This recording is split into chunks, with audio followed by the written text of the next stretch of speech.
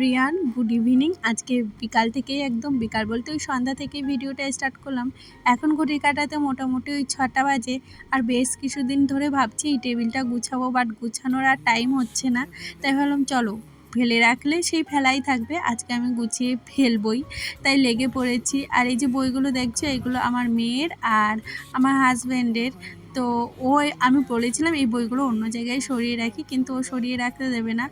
ও বই পড়তে আর ভীষণ ভালোবাসে, যার জন্য আর কি এই সামনের পরে ও বলে সামনের পরে থাকবে ওর আর কি ইচ্ছা। যাই হোক, আমার ঘরে দেখতে পাবে কোনো সেরকম দামি জিনিস নেই।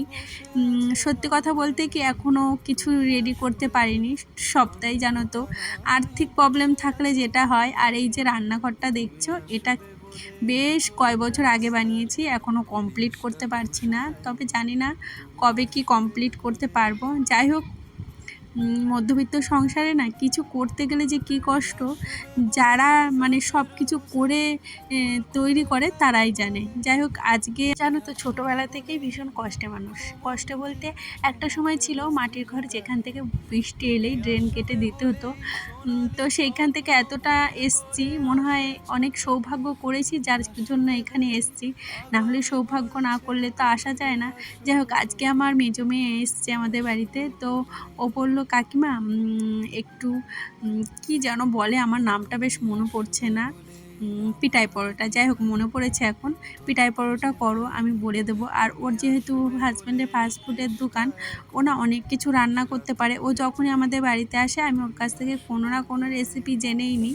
ও আমাকে যেইভাবে ছেনতে বলেছিল আমি সেইভাবে ছেনেছিলাম। আর এইদিকে চিকেন রান্না হচ্ছে।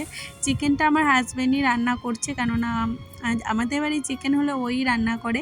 যেহেতু পরোটা করবো তার জন্য বলেছিলাম ওকে কষা কষা করে রান্না করো। আর পরোটার সঙ্গে ভীষণ কষা কষা জিনিস ভালো লাগে, আর মানে অল্প ঝোল আর কি। যাই হোক, এইদিকে দেখো আমি বেলে দিচ্ছিলাম। আর ও এরকমভাবে মানে পরোটাটা না ছেনতে অনেকটা শক্ত করে, মানে যখন ছেনবে আর কি, কিছুক্ষণ 10 মিনিটের মতো ঢাকা দিয়ে রেখেছিলাম। বাট আমার অনেকটা টাইম হয়নি যে গুছিয়ে রাখবো। আর এই যে দেখো এরকম সুন্দর করে গোল গোল করে রাখতে হয় বেশ কিছুক্ষণ, তাহলে কি হয় বেশ পরোটাটা ভালো হয় আর কি, বেশ ভালোই লাগে কিন্তু খেতে। আমরা অনেক সময় দোকানে গিয়ে খাই, সত্যি বলছি দোকানের থেকে একদম মানে দোকানে যেরকম হয় সেরকম পারফেক্ট হয়েছিল, খারাপ হয়নি। যারা যারা খেয়েছো আগে পিঠাই পরোটা বাড়িতে বানিয়ে, অবশ্যই কিন্তু কমেন্ট করে জানিও। আর এদিকে দেখো, ওইদিকে আমরা রেডি করছিলাম, এদিকে এসে দেখি রান্না প্রায় শেষের দিকে।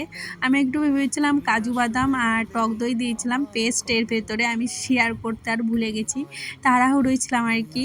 যাই হোক, এইদিকে দেখো আমাদের রেডি একদম সবগুলো কেমন লাগছে বলো তো দেখতে, পুরো কেল্লোর মতো, তাই না? আমার বাড়িতে যখন মেজো মেয়ে আসে তখন এটা ওটা রান্না হয়।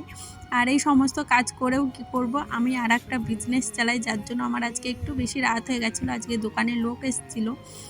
সত্যি আমাদের জীবনে সারাক্ষণ লড়াই করে যেতে হয়, কী করে একটু ভালো থাকবো, কি করব। তবে ইচ্ছা আছে এবারে পুজোর পর ঠিকঠাক সব করব। ঘরের আমার না ভীষণ ইচ্ছা একটা সুন্দর মানে ঘর সাজানো গোছানো ঘর। আমার বাইরে ঘুরতে যাওয়ার থেকে আমি সংসার থেকে বেশি ভালোবাসি, তাই ভাবি কবে আমার ঘরটা সুন্দর হবে, আমি সুন্দর গুছিয়ে গাছিয়ে রাখবো।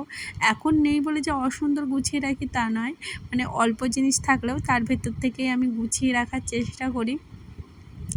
যাই হোক, এইদিকে দেখো ও করে দিয়ে গেছিলো, তারপরে আমি বেলছিলাম আর ভাজছিলাম।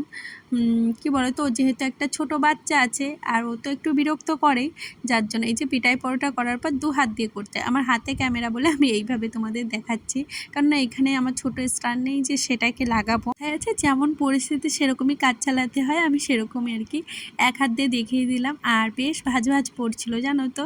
আর পরোটাগুলো ভাজতে না অনেকটা করে টাইম লাগছিলো। আমার না এই পরোটা ভাজতে ইচ্ছা করে না, কেন বলো তো? আমার মনে হয় রুটিটা ভীষণ তাড়াতাড়ি হয়ে যায়, কিন্তু পরোটাটা হতেই চায় না। এই যে তারপরে খাওয়া দাওয়া করছি, এখন অনেকটাই রাত হয়ে গেছে, মোটামুটি ওই 10টা বাজে। আজকে একটু রাতই হয়ে গেছে, কেন বলো তো? ওই পরোটাগুলো ভাজতে যে দেরি লেগে গেছে। এই যে আমি শাড়ি পরেছিলাম সেটা চেঞ্জ করে এই যে এখন নাইটি পরে নিয়েছি। আর এখন রাতে কিছু কাজ করে রাখছি, যেহেতু সকালবেলা না আমার উঠলে এত সব কাজ করতে গেলে ভীষণ মানে মেয়ের স্কুল থাকে, তো যার জন্য আর কি প্রবলেম। যদিও ছুটি ছিল, আমি ভাবলাম যাই হোক আগে কটা ধুয়েছি এখন কটা ধুয়ে রাখি, রাতে কাজে গিয়ে রাখলে কি হয় সকালে অনেকটা ফাঁকা টাইম আর কি পাওয়া যায়। না হলে না সকালবেলা ওই হুড়ো তারা, আমার বর যায় অফিসে, তারপরে মেয়েকে রেডি করা, মেয়েকে খাওয়ানো, টিফিন রেডি করা, আমি না পুরো হিমশিম খেয়ে যাই। তারপরে তো নিজেকে একটু টাইম দিতে হয়, নিজের কাজ আছে, এডিটিং আছে, সব নিয়ে আমি পুরো মানে ঘেটে যাই আর কি, ঘেটে হয়ে যায় বলতে পারো। যাই হোক বাসন টাসন মেজে এখানে ক্লিন করে মাঝে আমি ব্রাশও করে নিয়েছিলাম। আমার রাতে প্রতিদিন অভ্যাস জানো তো, ব্রাশ করে না আসলে কেন জানি না ভালো লাগে না। তারপরে এই যে চিয়া সিড এনেছি, চিয়া সিড আনার পর না আর ভেজানো হয়নি, তাই ভাবলাম আজকে আমি ভিজাবই।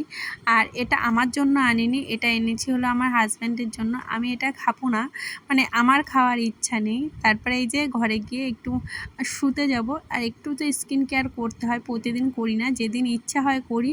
আমার যে বাধা ধরা প্রতিদিন করতে হবে সেরকম কোনো কিন্তু ব্যাপার নেই, আমি ইচ্ছা হলে করি, না হলে করি না। প্রতিদিন আমার হয়ে ওঠে না, মানে প্রতিদিন সময় হয় না। যাই হোক এখন ঘড়ির কাঁটায় বাজছে মোটামুটি ওই 11টা। আর এখন সমস্ত কাজ কমপ্লিট করে এসে আমার একদম মানে এত ঘুম পেয়ে গেছিলো, একটু চোখ মুখে জল দিয়েছি বলে একটু ঘুমটা কেটেছে, মাঝে মনে হচ্ছিলো গিয়ে শুয়েই পড়ি, শরীরও আর পারছিল না। আজকে সকালে প্রচণ্ড ঘাটাঘাটনি গেছে, যার জন্য আর ভিডিওই করিনি আমি সকালে। আজকে ভেবেছি ভিডিও করতে গেলে একটু বেশি টাইম লাগবে। আর এইদিকে এই যে দিদি এনেছিল পুচকুটাকে, এই যে আমার জায়ের মেয়েটাকে, আর আমার মেয়ে তো ওকে কোলে নেবেই, মানে ও আসবে না আর আমার মেয়ে করে নেবে, এই হচ্ছে অবস্থা। যাই হোক আজকে ভিডিওটা এখানেই শেষ করলাম। ভিডিওটা ভালো লাগলে প্লিজ